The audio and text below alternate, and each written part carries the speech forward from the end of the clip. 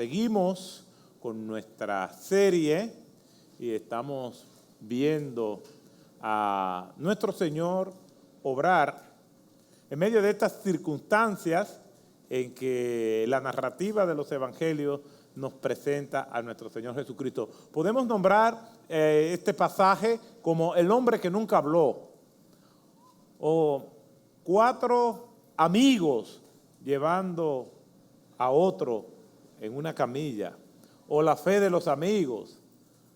Pero de todas estas posibles maneras de titular este pasaje, todos estamos en la misma conclusión de que realmente lo que aquí sobresale es la autoridad de nuestro Señor Jesucristo.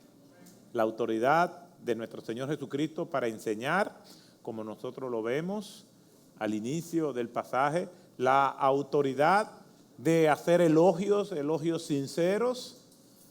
No todos los elogios se reciben. Hay personas que tienen la suficiente inteligencia emocional para, por medio de elogios, tener acceso al favoritismo que alguien le puede dar. Nosotros podemos recibir los elogios de nuestro Señor Jesucristo, tal y como Él lo hizo con estos hombres, viendo Jesús la fe de ellos. Y también los elogios de personas sinceras que no van a lisonjearnos. Pero en este pasaje hoy vamos a estar viendo la autoridad del Señor para perdonar los pecados. Y eso fue lo que Cristo hizo en primer lugar. Y eso lo vemos en el versículo 20 de este capítulo 5. Y la semana que viene, Dios mediante, vamos a estar viendo la autoridad del Señor para discernir y concluiremos con la autoridad del Señor para sanar el cuerpo. Mientras tanto, vamos a leer el pasaje completo en Lucas capítulo 5, los versículos del 17 al 26. Así que vayan a sus Biblias y acompáñenme con esta lectura. Lucas capítulo 5, versículos 17 al 26. Y dice la versión del evangelista Lucas de este suceso de la siguiente manera. Y un día que él estaba enseñando, refiriéndose a Jesús, había allí sentado algunos fariseos y maestros de la ley que habían venido de todas las aldeas de Galilea y Judea y de Jerusalén. Y el poder del Señor estaba con él para sanar. Y aquí unos hombres trajeron en una camilla a un hombre que estaba paralítico y trataban de meterlo y ponerlo delante de Jesús. Y no hallando cómo introducirlo debido a la multitud, subieron a la azotea y lo bajaron con la camilla a través del techo, poniéndolo en medio delante de Jesús. Viendo Jesús la fe de ellos, dijo: hombre, tus pecados te son perdonados. Entonces los escribas y fariseos comenzaron a discurrir diciendo: ¿quién es este que habla blasfemias? ¿Quién puede perdonar pecados sino solo Dios? Conociendo Jesús sus pensamientos, respondió y les dijo: ¿por qué discurrís en vuestros corazones? ¿Qué es más fácil? ¿Decir tus pecados te son perdonados o decir levántate y anda? Pues para que sepáis que el Hijo del Hombre tiene autoridad en la tierra para perdonar pecados, dijo al paralítico: a ti te digo, levántate, toma tu camilla y vete a tu casa. Y al instante se levantó delante de ellos, tomó la camilla en que había estado acostado y se fue a su casa glorificando a Dios. Y el asombro se apoderó de todos y glorificaban a Dios y se llenaron de temor diciendo: hemos visto cosas extraordinarias. Lucas 5, 17 al 26. Oremos. Gracias te damos, Señor, por permitirnos leer tu palabra. Ahora te ruego que nos permita poder explicarla con fidelidad, con claridad, con relevancia y aplicarla a nuestras vidas. A pesar de mis limitaciones, habla a nuestros corazones, Señor, en el nombre de Jesús. Amén. Esta exposición de Lucas capítulo 5, del 17 al 26, que es la que hemos venido viendo en estos días, es también narrada por Mateo y por Marcos. Y ya después de haber visto dos aspectos de la autoridad del Señor, la que tiene que ver con la autoridad para enseñar y la autoridad para elogiar, hoy nos estaremos concentrando en la autoridad del Señor para perdonar sus pecados. Y vamos a estar viendo específicamente dos aspectos que están de manifiesto en este pasaje. Lo primero que vamos a ver es las controversias que los discursos y acciones de nuestro Señor Jesucristo generan. Aunque no era su propósito ser controversial, Jesús era controversial. Aunque él no era contencioso, sus acciones provocaban reacciones hostiles y generaban polémicas y controversias. Lo primero que vamos a ver es ese aspecto controvertido de esta declaración de Jesús, de atreverse a decir, en medio de aquella circunstancia en la que él se encontraba, tus pecados te son perdonados. Lo segundo que vamos a ver es el orden que Jesús sigue para favorecer a este hombre. Y el orden que él sigue es concentrándose primeramente en su condición espiritual y no en su condición física. Lo que quiere decir que Jesús lleva todo un guión del cual él no se aparta. Vayamos primero a analizar qué es lo que queremos decir con las controversias de nuestro Señor Jesucristo. Bueno, las acciones y palabras de nuestro Señor Jesucristo no caían en el vacío. Caían en corazones que verdaderamente estaban sedientos de escuchar su mensaje o que Él en su misericordia le alcanzara con algún favor. Pero aparte de esa audiencia sincera y necesitada, estaba mayormente una audiencia compuesta por los oficialistas de la religión hebrea que eran hostiles a Jesús. Y esa religión hebrea estaba compuesto por los fariseos, los escribas, los herodianos y los saduceos. Esos cuatro grupos que tenían sus rivalidades y vivían, en el caso de los saduceos y los fariseos, en las antípodas ideológicas en algunos aspectos, se unían porque tenían un enemigo común. Y ese enemigo común era nuestro Señor Jesucristo. Entonces, las acciones, las palabras de Cristo generaban controversia, aunque no era la intención de Cristo generar controversia, pero Cristo no iba a renunciar a su misión, a su propósito y a la verdad por no generar controversia. Es como dijo John Quincy Adams en una ocasión, si la verdad va a generar acciones hostiles, pues que vengan estas acciones hostiles. Si la justicia y la verdad pueden desencadenar reacciones, pues que vengan las reacciones.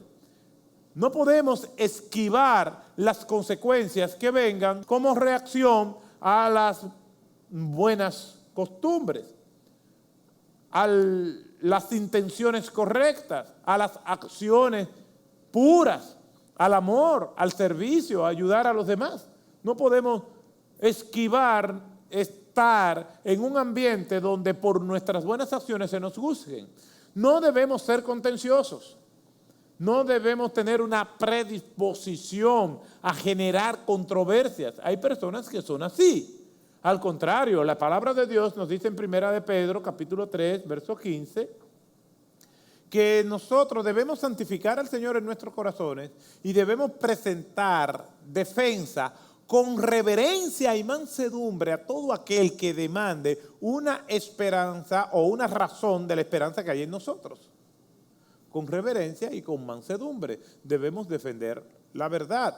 Muchas veces vamos a estar en situaciones donde callar eso es lo más sensato y tenemos que ser prudentes. Pero en otras ocasiones solamente vamos a tener dos opciones. O decimos la verdad, o actuamos correctamente, o amamos, o prodigamos servicio, aunque eso traiga consecuencias controvertidas, o nos callamos para mantener la calma. Muchas veces solamente vamos a encontrarnos en una bifurcación donde hay dos opciones, pues siempre debemos optar por la justicia, por el amor, por el servicio. Aquí nosotros vemos a Jesús que está en una especie de emboscada. Cuando nosotros leemos en ese versículo 17, nos dice la Escritura que Jesús estaba enseñando. Había allí sentado algunos fariseos y maestros de la ley que habían venido de todas las aldeas de Galilea, de Judea y hasta de Jerusalén. Jesús estaba en el interior de una casa. La multitud había rodeado la casa completa. Recordemos que estas personas, por tener un vínculo muy cercano con el poder político, podían manejar a las multitudes y lo demostraron en los momentos de la crucifixión de Cristo. Instigaron, motivaron, arengaron a las masas a que gritaran en un juicio de facto y haciéndole un juicio cuasi popular a nuestro Señor Jesucristo. Estas personas movieron a las masas a sus antojos. Quiere decir que Jesús está en un lugar peligroso. Debemos también recordar que hubo ocasiones en que estos escribas y fariseos apedrearon a Cristo, que muchas veces Jesús se le escabullía, pero la conspiración contra Cristo fue constante, fue intensa, fue increciendo cada vez más a medida que se acercaban los momentos grises de la crucifixión. Jesús está en un lugar peligroso, rodeado de personas que son críticos hostiles de él y que pueden indisponer a la multitud en contra de Cristo. Entonces Jesús está allí enseñando en un momento de solemnidad y respeto a la palabra de Dios, como nosotros estamos ahora. Pero de repente hay un ruido en el techo, se rompe el techo y por el techo vemos lo que nosotros menos imaginamos, un hombre colgado por otros 4 que lo ponen ahí delante para que sea sanado. La solemnidad de ese momento fue interrumpida por este acto inesperado. De repente hay más silencio porque aquellos hombres no hablan, no dicen nada. El que está en la camilla tampoco dice nada. Aquel momento es de gran expectativa. Ahora, ¿qué va a suceder? Ya nosotros llegamos hasta donde podíamos llegar. Nuestro trabajo era, con todas las vicisitudes que hemos pasado, es llevar a este hombre hasta donde está. Hemos subido la escalera, hemos llegado hasta la azotea, hemos roto el techo, lo hemos decolgado hasta llegar a donde tú estás. De ahí en adelante, Señor, tú eres el que sabe. ¿Y qué era lo que ellos esperaban?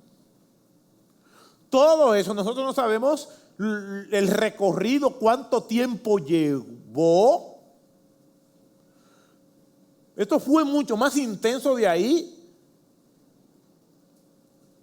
No son detalles de las más mínimas cosas que ocurrieron. Esto es para que nosotros tengamos una idea, pero esto fue mucho más de lo que nosotros podemos ver. ¿Qué es lo que dice Juan al final de su libro? Hizo Jesús otras cosas que no están escritas en este libro, pero estas que están escritas, se han escrito para que creáis en Jesús, el Hijo de Dios, para que tengan vida en su nombre. También Juan dice, hizo Jesús tantas cosas que no existirían los libros ni las páginas de libros para escribir todo lo que Jesús hizo. en 3 años.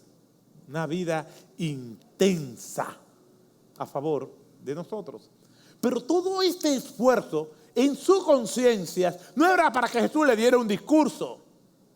Todo este esfuerzo que ellos hicieron es para que este hombre fuera sanado. Ahí era que estaba la meta. Lo ponemos delante de Jesús y sabemos que Él lo va a sanar, porque eso era lo que la mayoría de la gente buscaba. Recuerden el centurión que va delante del Señor y le dice: Señor, mi siervo está muy enfermo, mi empleado está muy enfermo, nosotros necesitamos que tú lo sanes. Jesús: sí, está bien, yo voy a ir. Y dice: no, tú no tienes que ir, con que tú lo digas, él va a ser sanado allá donde está. Esto es extraordinario, la fe de este hombre. El Señor dice: no he encontrado una fe como la de este hombre. Y era un centurión. Todo este esfuerzo, todas estas vicisitudes, todos estos contratiempos, era para que el Señor lo sanara. Ahí estaba, silencio en la multitud. Todo está en una relativa calma. Y Jesús, en vez de sanarlo, lo que dice es: tus pecados te son perdonados. Aquella declaración cayó como una bomba de quién sabe cuántos megatones. Una declaración que iba a herir las sensibilidades de aquellos religiosos que estaban allí, convocando a una anarquía en la mente de ellos. Hostilidades. Se dio inicio a la controversia. Una vez más, la suerte está echada y venga lo que venga. Tus pecados te son perdonados. Llegar hasta este punto simplemente para recibir un beneficio que no se puede medir. Porque este hombre lo que está es discapacitado de las piernas. Un beneficio que se puede medir es: levántate y anda. Es medible, conmensurable. Pero decir tus pecados te son perdonados, ¿cómo hacemos una medición de eso? ¿Cómo podemos celebrar eso? ¿Cómo puede convencer el Señor que Él es el Mesías simplemente diciéndole tus pecados son perdonados? Por eso, esa declaración de Jesús lo que provoca, en vez de gozo, lo que provoca es una controversia. Y Jesús, aunque queramos usar un eufemismo, Jesús causaba controversia. John Stott, en un libro maravilloso que se llama Las controversias de Jesús, dice lo siguiente: continuamente entablaba debates con los líderes religiosos de su época, con los escribas, los fariseos, los herodianos y los saduceos. Dijo que él era la verdad, que había venido a testificar de la verdad y que la verdad liberaría a los que le siguieran. Como resultado de su lealtad a la verdad, no tuvo miedo de disentir públicamente con las doctrinas oficiales, porque sabía que eran equivocadas, porque disentía porque ellos estaban en el error y porque advertía a sus discípulos contra ellos que eran falsos maestros. Cierro la cita. No tuvo miedo. No tuvo miedo de decir la verdad porque no había otra opción. Él mismo proclamó acerca de sí mismo que es el camino, la verdad y la vida. Y renunciar a la verdad era renunciar a Él, renunciar a su propósito, a su naturaleza, a su esencia. Nosotros seguimos a Él, que es la luz, y Él dice de nosotros que somos la luz del mundo. Renunciar a lo que nosotros somos es renunciar a Cristo. Cristo es la luz y nosotros somos luz. Cristo es la verdad y nosotros vivimos en la verdad. Y creer en la verdad no es creer en concepto, es creer en una persona. Si Cristo no negó la verdad, nosotros tampoco podemos negarla. No importa las consecuencias, no importa las reacciones, no importa las hostilidades. Cristo nos modela cómo se debe vivir. Cristo nos modela eso. Imagínense, todo el mundo lo que está esperando con este hombre que no puede caminar? ¿Qué es lo que están esperando? El milagro. Y Cristo lo que dice, tus pecados te son perdonados. Por eso dice la Escritura que los líderes religiosos que estaban ahí comenzaron a cuestionar la acción de Cristo instantáneamente. Miren lo que dice el texto y lo vamos a ver más adelante, no lo vamos a ver hoy, pero sí quiero llamar la atención a la reacción de ellos. Versículo 21. Entonces los escribas y fariseos comenzaron a discurrir, a cavillar, diciendo dos cosas. ¿Quién es este que dice blasfemias? ¿Y quién puede perdonar pecados sino solo Dios? ¿Quién es este que dice blasfemia? Eso indica que ellos no conocían a Cristo. ¿Por qué no conocían a Cristo? Porque no creían en el mensaje de Cristo. Porque Cristo decía que Él era el Salvador, el enviado de Dios.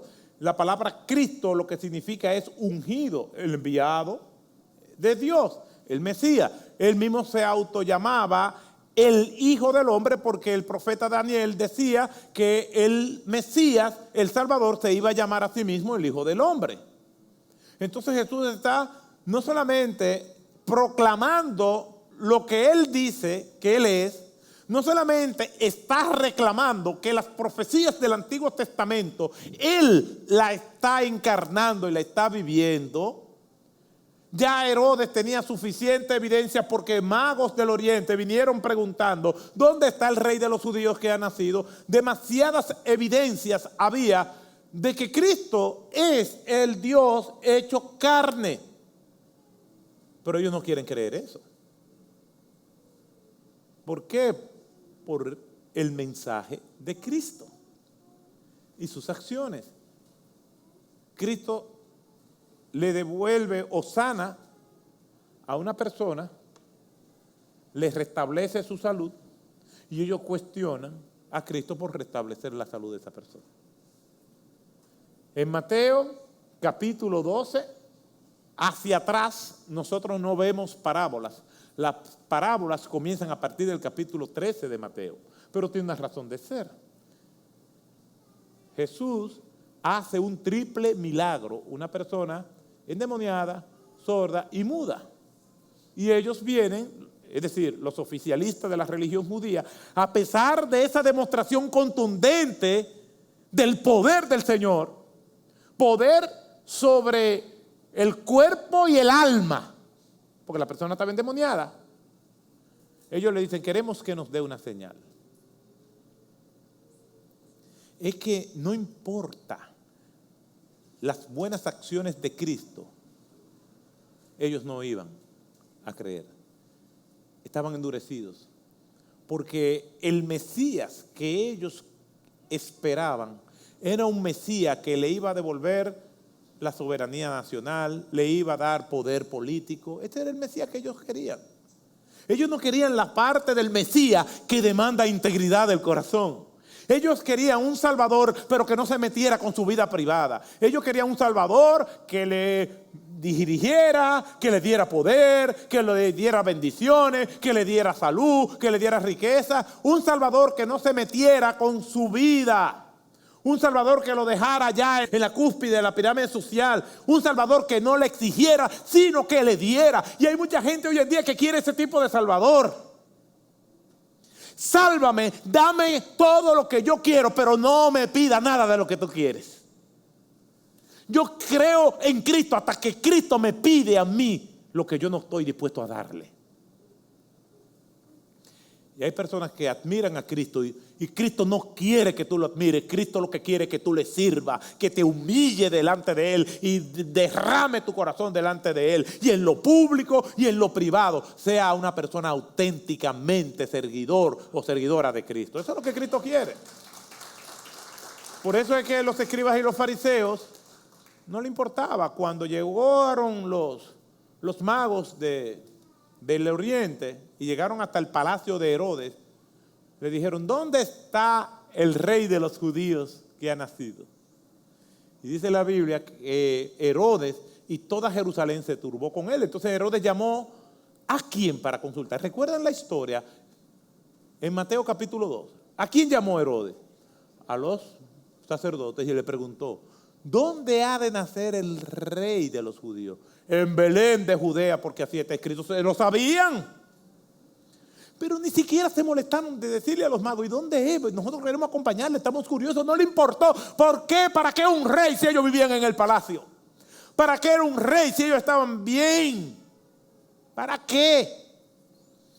Por eso Jesús en ese momento sabía que esas declaraciones de decir tus pecados te son perdonados iban a causar malestar y molestia, pero aún así lo hizo.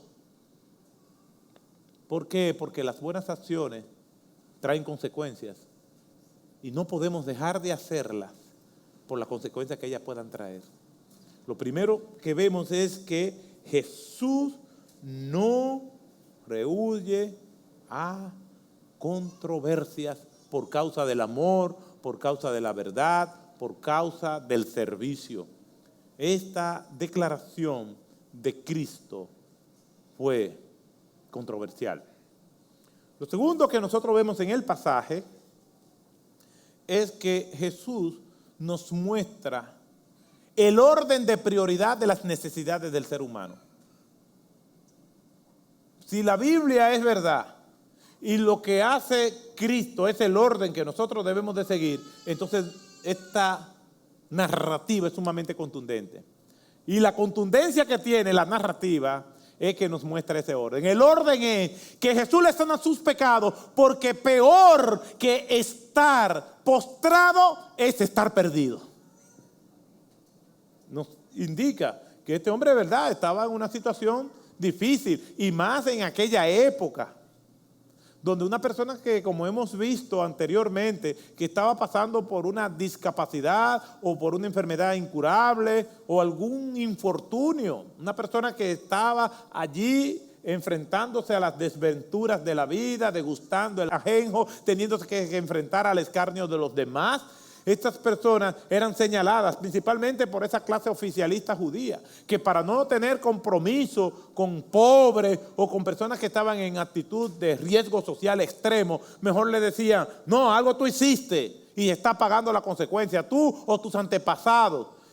Y sus conciencias estaban cauterizadas. Y sus conciencias entonces no lo mortificaban. ¿Por qué? Porque es un problema entre tú y Dios y yo no me tengo por qué meter en eso. El ostracismo en que estaba una persona que estaba en una enfermedad como esa era terrible.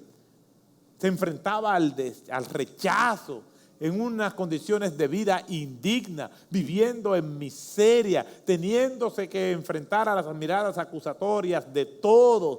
Estaba allí sin ningún tipo de esperanza. Esta gente no vivían, simplemente existían, respiraban, estaban allí postrados constantemente a merced y voluntad de la caridad de los demás, teniendo que enfrentarse al desprecio, a los pensamientos de los demás en contra de ellos. Y este hombre se encuentra 4 amigos, 4 personas que con muchas vicisitudes y perseverancia, valientemente, contra todo, lo llevan ante Jesús. Y lo que se espera es que Jesús lo sane. Sin embargo, le sana sus pecados, porque a pesar de todas las condiciones que hemos dicho que él sufría, su principal problema que le desgarraba el alma, que le desgarraba la esperanza, era que no tenía la salvación de su alma. Lo que nosotros necesitamos en orden de prioridad es estar bien con el Señor. Y solamente estamos bien con el Señor cuando le decimos: Señor, recibimos tu perdón, para nosotros entonces vivir para ti. ¿Quién te quiere el perdón del Señor? Pregúntele a cualquiera: ¿tú quieres que Dios te perdone? Oh, sí, claro. Pero es perdonarnos para que le sirvamos. Las personas quieren todo lo bueno que el Señor le quiera dar, pero no quieren darle lo que el Señor pide. Cristo es el Salvador y el Señor de nuestras vidas. No es solamente Salvador, también es Señor. Y cuando le decimos Señor, Él no solamente se mete en nuestras vidas, se mete en nuestro matrimonio para que seamos esposos como Dios quiere que seamos. Se mete en nuestra familia para que seamos los padres que quiere que seamos. Se mete en nuestra familia para ser los hijos que Él quiere que seamos. Se mete en nuestros negocios, en nuestros estudios y todo lo que es pensamientos y acciones es permeado por un Señor que dicta órdenes y nosotros la cumplimos para su gloria y su honra, pero para nuestro beneficio también. Pero mucha gente no quiere someterse porque no quiere que el Señor se meta en sus vidas. Pues si tú no quieres que el Señor se meta en tu vida, pues entonces no es Salvador ni es Señor. Las dos cosas o ninguna. Por eso, a pesar de que este hombre tiene una necesidad fuerte, necesita caminar, necesita salir de la pobreza, necesita recobrar su dignidad, el Señor lo primero que hace es que le perdona sus pecados. El mensaje es claro. La Biblia enseña que nosotros nacemos pecadores. Eso es lo que dice la Escritura. Desde el nacimiento somos pecadores. Y al ser pecadores, entonces estamos bajo una sentencia judicial. Hay varios textos, y no los voy a decir todos porque pasaríamos el día entero aquí hablando de textos bíblicos que hablan de que nosotros todos somos pecadores. Pero podemos encontrarnos con lo que nos dice Job 15:14. ¿Qué cosa es el hombre para que sea limpio y para que se justifique el nacido de mujer? ¿Qué cosa tú puedes hacer para justificarte delante de Dios? O yo. Nacemos pecadores. El Salmo 51:5. He aquí yo nací en iniquidad y en pecado me concibió mi madre. O Romanos 3:23, que lo conocemos muy bien, por cuanto todos pecaron y están destituidos de la gloria de Dios. Todos nosotros hemos nacido pecadores. Todos. Por eso tiene que haber un momento en la vida del individuo donde él se da cuenta de esa sentencia judicial, porque la paga del pecado es muerte. Y el que no tiene a Cristo tendrá que enfrentarse a doble muerte, la muerte física y a la muerte espiritual sin ningún tipo de esperanza. Entonces esa sentencia judicial de la muerte espiritual solamente puede ser condonada cuando nosotros creemos que cuando Cristo murió en la cruz del Calvario me estaba representando a mí. Y como Él no merecía morir y yo era el que debía morir, yo le digo: Señor, te pido que me perdone porque tú ocupaste el lugar que a mí me correspondía. Tú no merecías, pero ocupaste mi lugar. Yo reconozco ese sacrificio que tú hiciste por mí. Te pido perdón y quiero que tú me salves para entonces yo dedicar mi vida a ti. Y todos los que hemos hecho esa decisión tenemos vida eterna en Cristo Jesús. No importa las buenas acciones que la persona haga, no son suficientes, porque lo único que vale es que le pidamos perdón al Señor, nos arrepintamos de nuestros pecados y vivamos para Él. Quiere decir que Cristo usa ese orden diciéndonos: es verdad, la condición de ese hombre es seria, como nosotros tenemos muchos problemas. Y aquí hay una diversidad de contextos y de personas. Y cuando nosotros venimos y comenzamos a reunir los problemas que tenemos cada uno de nosotros, nos vamos a dar cuenta que hay problemas. Y no hay problemas pequeños, los problemas son en proporción a nuestras capacidades. Y aunque el otro problema tú lo veas poco en relación al tuyo, bueno, pero no lo puedes ver en relación al tuyo, lo tienes que ver en proporción a la capacidad del otro de llevarlo. Y vamos a reunir problemas y vamos a encontrar: no, yo tengo problemas de salud, yo tengo una enfermedad incurable, a mí me quedan pocos meses de vida, yo tengo problemas económicos, deuda por aquí, deuda por allá, no, mi vida familiar es un desastre, no tengo problemas de adicciones, tengo muchísimos problemas podemos tener. Pero el principal problema es que el que no tiene a Cristo está perdido eternamente y para siempre. Y la solución, la cura, es que venga humillado delante de Cristo y le pida perdón. Esa es la solución. Por eso es que Cristo le dice a este hombre: tus pecados te son perdonados. Es verdad, la situación que vivía era terrible, pero más terrible es vivir sin Dios. La Biblia dice: ¿de qué le sirve al hombre ganar el mundo y perder su alma. Dice también la Escritura que la felicidad del hombre no está en la abundancia de los bienes que posee. Quiere decir que si este hombre tenía todas las riquezas del mundo, las riquezas no le devolvieron la salud. Este hombre podía tenerlo todo y si no tenía a Cristo no tenía nada. Y este hombre podía prescindir de todo, pero si tenía a Cristo no le hacía falta nada. Por eso Cristo sigue ese orden. Primero porque todos nosotros nacemos pecadores y toda persona que no tiene a Cristo, que no ha confesado, que no le ha dicho, Señor, vengo a ti. Pero, al igual que los oficialistas judíos, hay muchas personas que no se sienten pecadoras. No se sienten vacíos, no se sienten fracasados, no se creen malas personas, no se creen que están en ninguna crisis, no se creen ignorantes, no creen en la Biblia. Entonces dice, no, yo no tengo necesidad de Cristo. Probablemente tú sí tienes necesidad de Cristo porque tú tienes un problema, tú tienes una enfermedad. Una persona se está cayendo en una montaña y si lo que hay es una ramita, pues esa ramita se sostiene. Y muchas veces vemos a Cristo como esa ramita de la cual tú tienes que agarrarte. Entonces esas personas no tienen síntomas de su pecado. Y al no tener síntomas de su pecado, ¿cuáles son los síntomas de su pecado? Bueno, que me siento vacío, no me siento feliz, me siento frustrado. Pero fíjese que esos síntomas son sensoriales, es cómo la persona se siente. Pero hay veces que nos sentimos bien, pero eso no quiere decir que estemos bien. Vamos a poner un ejemplo con la salud. Hay personas que están contagiadas con el famoso COVID que son asintomáticas. Huelen su comida. Hay gente que saludan así, ¿cómo tú estás? Muy bien, huéleme ahí.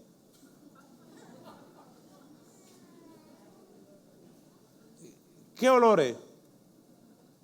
Y si es el que no es, dice, no hablo contigo. O sea que la prueba es, huéleme ahí. No huele nada,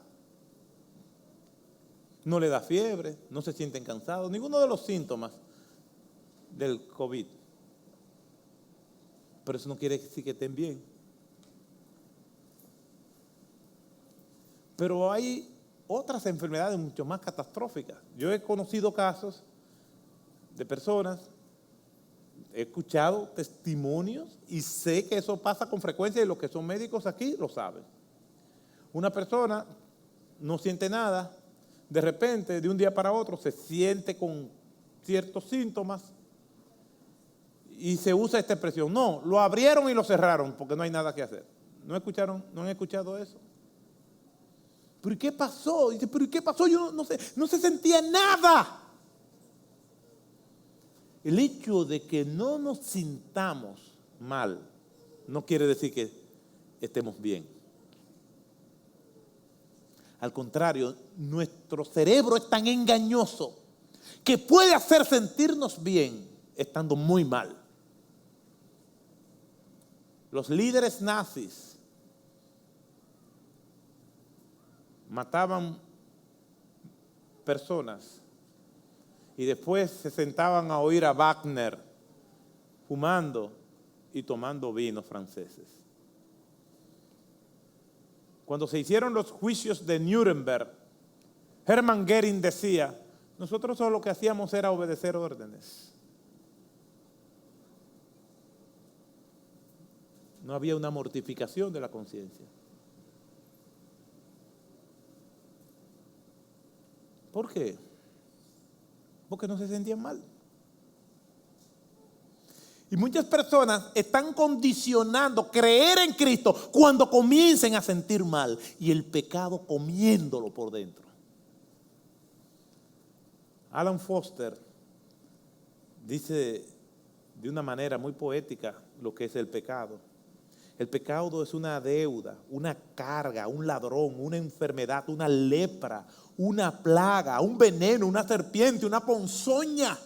Todo lo que el hombre aborrece, eso es aunque no se dé cuenta y aunque no lo sienta. Es un bulto de maldiciones aunque no sienta su peso. Es un bulto de calamidades bajo cuya presión aplastante e intolerable gime la creación entera. Pero hay personas que se sienten bien porque son asintomáticas. La realidad del pecado no es cómo tú te sientes, sino la orden judicial, el diagnóstico que Cristo dice, está perdido.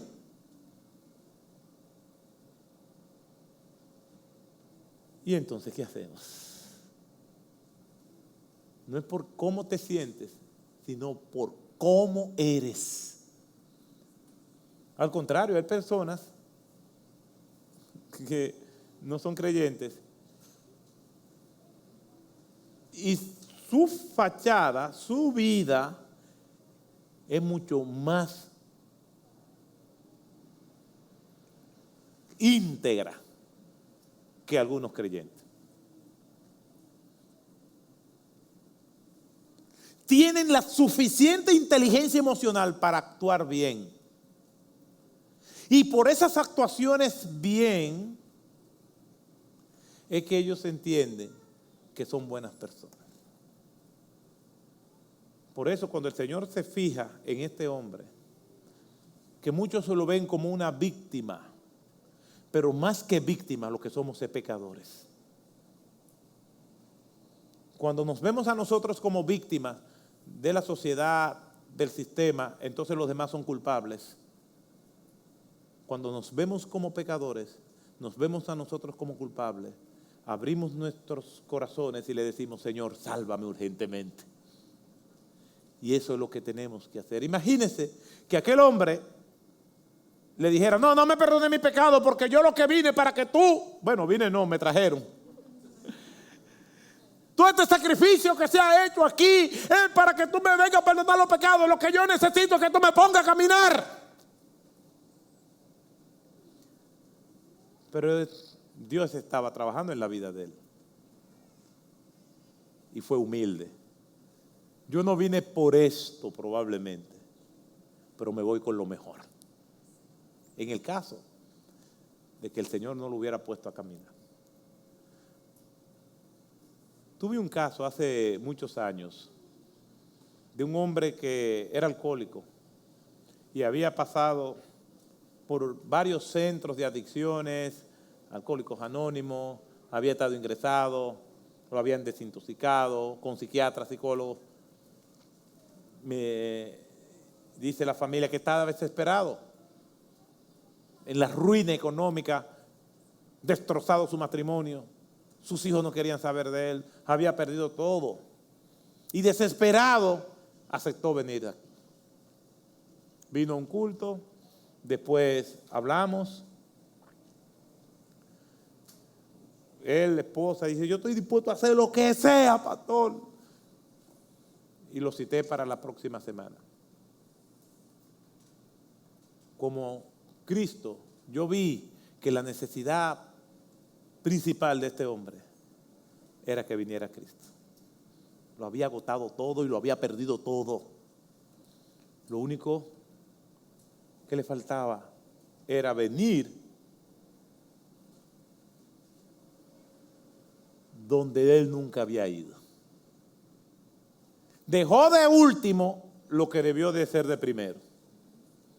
Y le hablé de Cristo. El hombre se levantó molesto porque yo quería que él se convirtiera.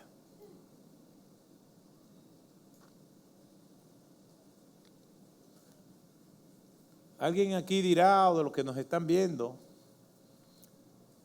sí, es verdad, pero yo no me siento como él, yo no soy un fracasado. Bueno, es que tenemos dos tipos de enfermedades pecaminosas. Las que son con síntomas como esa y las que son asintomáticas. Ambas condiciones llevan a la perdición. Que el Señor nos ayude y podamos todos reflexionar, aun cuando terminemos de este culto, aún los que nos creemos cristianos, y pensar en esto. ¿Soy asintomático o no? La respuesta es fácil. Si usted nunca ha dado el paso de decirle al Señor, te pido que me perdone mis pecados y quiero que me salves para yo vivir para ti, entonces no importa cómo usted se sienta. La realidad es que necesita a Cristo.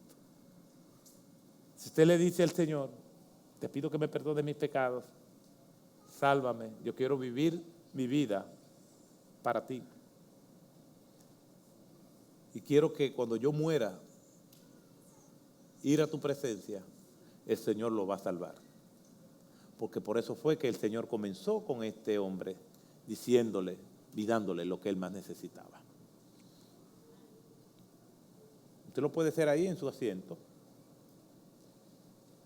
Y al terminar, hable con cualquiera de nosotros. Usted sabrá con quién hablar. Decirle, yo quiero entregar mi vida a Cristo, ya yo lo hice.